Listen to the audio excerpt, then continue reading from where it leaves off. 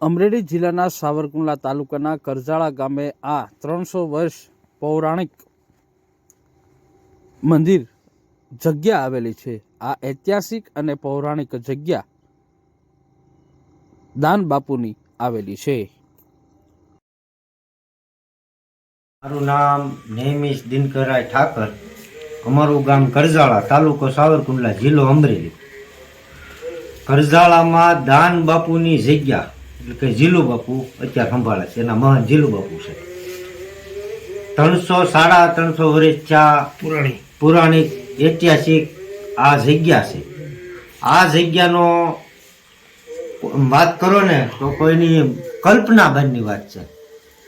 ભાવનગર દરબાર સાહેબે 300-350 વીઘા જમીન હોતે આપેલી આ જગ્યાની પાછળ। દાન બાપુ અહીંયા આવ્યા, આનો ઇતિહાસ આ શેલ નદીના કાંઠે જે હનુમાનજી બેઠા છે, પૌરાણિક જગ્યા છે, પૌરાણિક જગ્યા। દાન બાપુએ હનુમાનજીની મૂર્તિ કૂવામાંથી કાઢી, અને દાન બાપુના તો અનેક પરસા છે, કોઈ એનું કલ્પના નથી આપ। અને આ બહુ મોટી જૂની જગ્યા છે, વર્ષો જૂની, કે જીલુ બાપુ સંભાળે છે, નિસ્વાર્થથી હાવ સંભાળે છે, લોકોની સેવા કરે, અને બીજ ઉજવે, દર બીજ ઉજવાય, ભજન ગાયને જે એમાંથી જે 5-10 રૂપિયા 25 રૂપિયા જે ભેગા થાય એ આમાં જીલુ બાપુ વાપરે। આ આવક વિજ્ઞાનની જગ્યા છે। મારું નામ સહદેવભાઈ ખાચર છે, હાલના મહંત જીલુ બાપુનો પૌત્ર છું।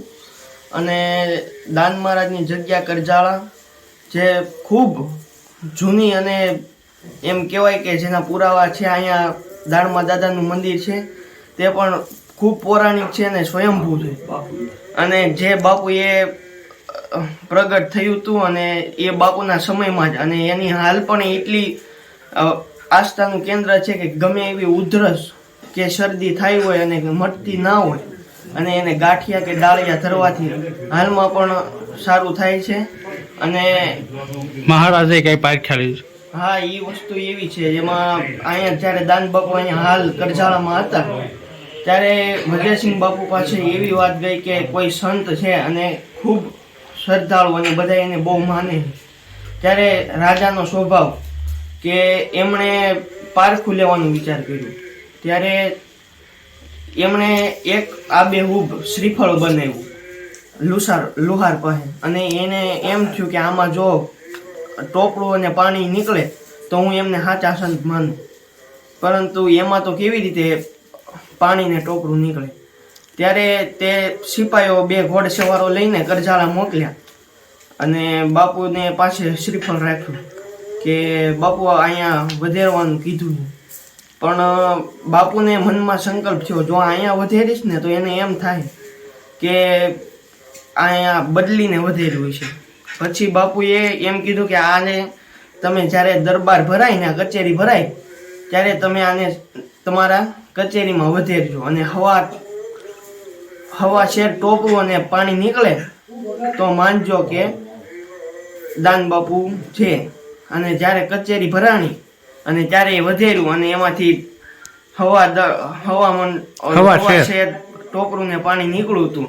પછી વજયસિંહ મહારાજ અહીંયા આવ્યા હતા અને એમણે દાનમાં અહીંયા 300 વીઘા જમીન આપી દીધી, જે આઝાદી થતા અને જૈન થતા અત્યારે હાથમાં નથી। મારું નામ જીલુ બાપુ, અહીંના મહંત તરીકે હું છું, અને આ જગ્યા 300-350 વર્ષ પુરાણી જગ્યા છે દાન મહારાજની। અને અહીંયા દાન મહારાજ 20-25 વર્ષ રહ્યા છે, અને શેર નદીને કાંઠે હનુમાનજીની સ્થાપના કરી, અને બાપુએ કીધું હતું કે આ એક દિવસ મુંબઈની માનતા આવશે એવા હનુમાનજીની સ્થાપના કરી।